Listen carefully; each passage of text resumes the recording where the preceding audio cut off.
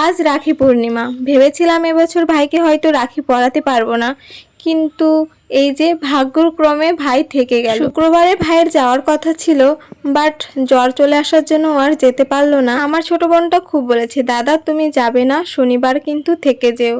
ওর কথার জন্যই হয়তো থেকে যাওয়া। যাই হোক, ভাইয়ের অনেকটাই জ্বর। তোমরা হয়তো ওর মুখ আর চোখ দেখেই বুঝতে পারছো যে কতটা ওর শরীর খারাপ। কালকে তো সারাদিন ওঠেইনি, ডেকে ডেকে তুলে খাওয়াতে হয়েছে, মাথা ধুয়ে দিয়েছি, মানে সারাদিন ওঠেইনি। অনেকবার ডেকেছি, সন্ধেবেলা একটু উঠেছিল।